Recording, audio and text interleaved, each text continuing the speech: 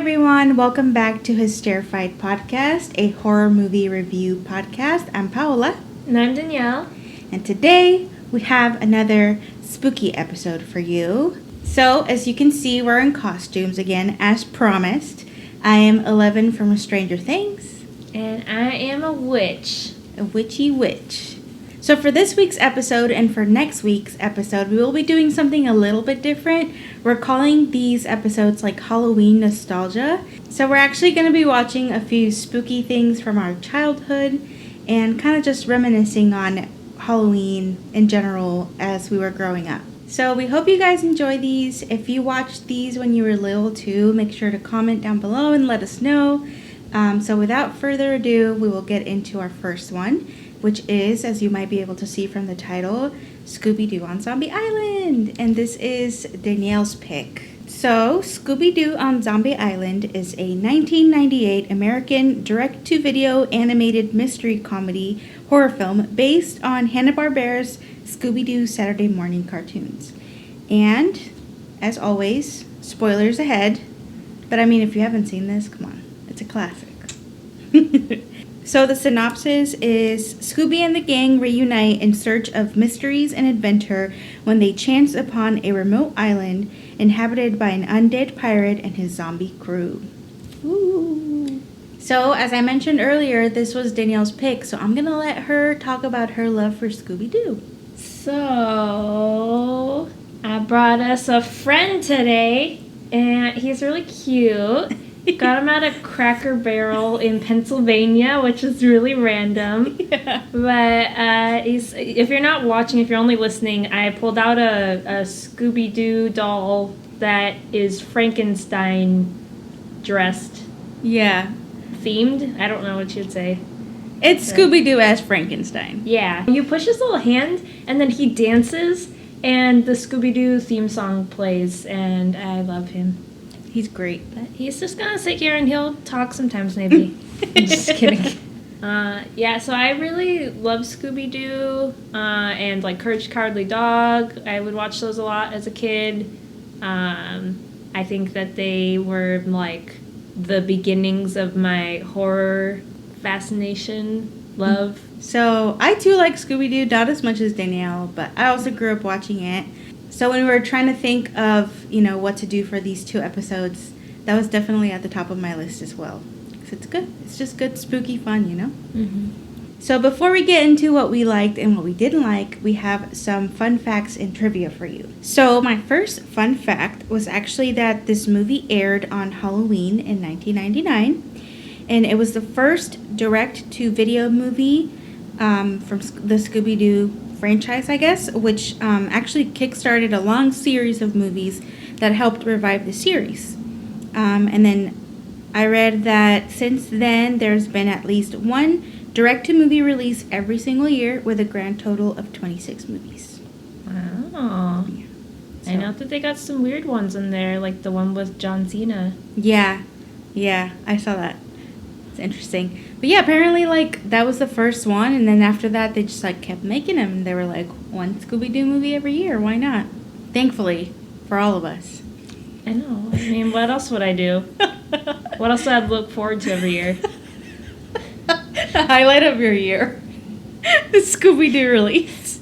So my first fun fact for this movie is that this movie was dedicated to the original voice actor for Scooby, whose name was Don Messick, and he died the year before. That seemed like he was going to come back to play Scooby, but he had complications after a second stroke. Oh, that's sad. R.I.P. So my next fun fact is that the plot was based on an episode of another cartoon called The SWAT Cats. It starred two vigilante cats fighting crime in their city. In the episode, one of the cats falls in love with a succubus who attempts to suck the life out of him. This is where the inspiration for the Werewolves came from. Also, Glenn Leopold, who wrote the screenplay for this movie, also wrote SWAT Cats. Mm-hmm. So I guess it's never been directly confirmed that it inspired Scooby Doo on Zombie Island, but the connections are pretty clear. this movie is the first time that there's actually like a romantic relationship alluded to between Fred and Daphne. Before this, they like poked fun at it, I guess. Johnny Bravo, Scooby Doo like crossover episode. But before that, there wasn't any like specific like stuff. But in this one, ooh, the tension. I know. Spicy. So I saw the same thing that you did about Fred and Daphne. And then I had a second part to that fact, which is that they didn't actually confirm like their relationship or their romantic connection until 15 years later in the movie Scooby Doo Stage Fright, where Daphne confesses to Velma that she's in love with Fred. Aww. And then in that movie, they sing a love song together and then they kiss for the first time. So we need to see that. I haven't seen that one, Yeah, actually. I haven't seen that one either. But apparently it's very important in the Scooby Doo universe. So this movie is the first time that Shaggy's voice actor was changed. The original voice actor was Casey Kasem, and they switched it to Billy West for this movie. And according to IMDb, the reason why Casey Kasem didn't come back for this role is that he wanted Shaggy's character to be vegetarian like he was. He recently became vegetarian. But they something didn't go as he wanted, I guess, so they had to recast him. Mm-hmm. So my last fun fact is actually the fact that this is the first Scooby Doo adventure where the monsters that they encounter are actually real, which I thought was really cool. I noticed from watching it this time around, because I think I've only either seen it once before or like bits and pieces, that I kept on waiting for the moment where they say like the zombies aren't real, but then I was like, oh wait, no, they're real. And then also there's the part where like Fred pulls off his head, which is really cool. So Danielle, what did you like about this movie? Which I'm sure is going to be a lot. Let me tell you, one thing that I really like about this movie is the animation in it. There were some parts that the animation was a little like wonky, but for the most part, like I really noticed like all the different shadowing and like lighting that they did, mm-hmm. which was really interesting. Like particularly when they're in the little tunnel underneath the house, mm-hmm. the shadow lighting stuff looked really good.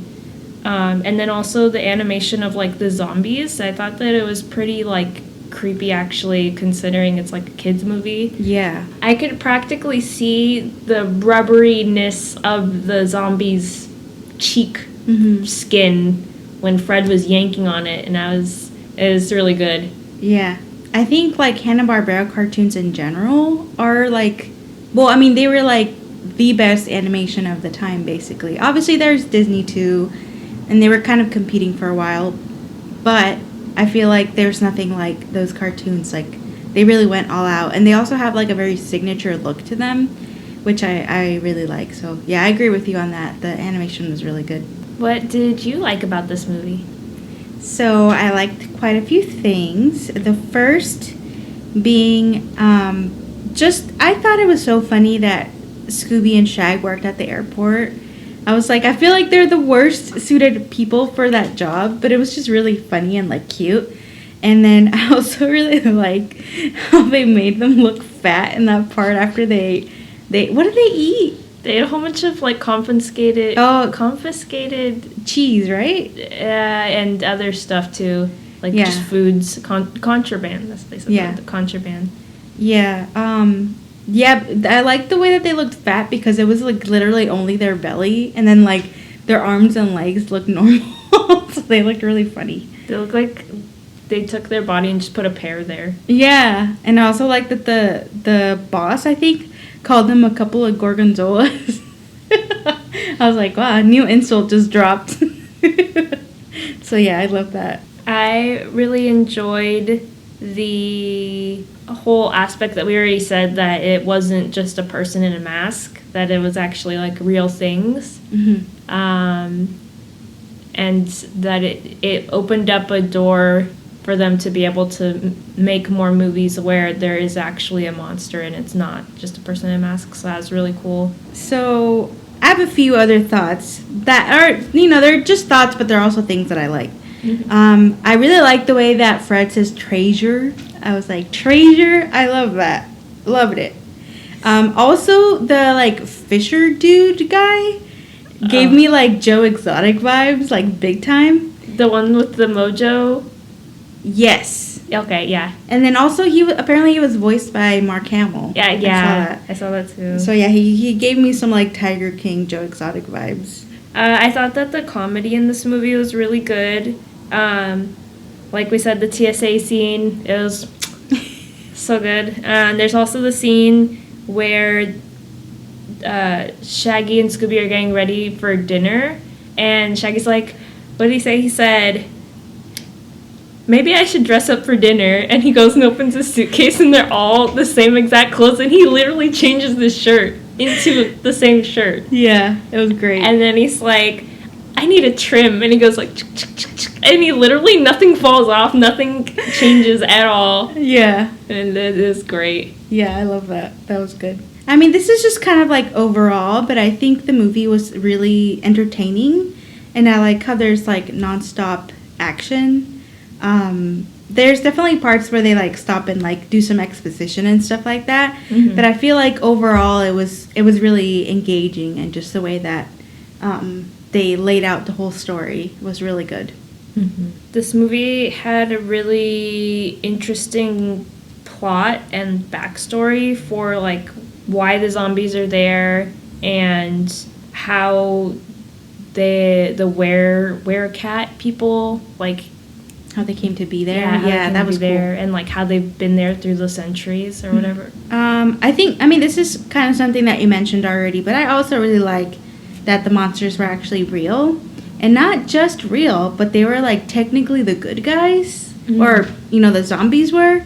Because they were trying to warn them about, you know, the werecat people. So I thought that was really cool. It was, like, a unique twist on, you know, original Scooby Doo storylines. Which is already, like, the monsters are never real. But, like, this time they were real and they were helpful. So I thought that was pretty cool.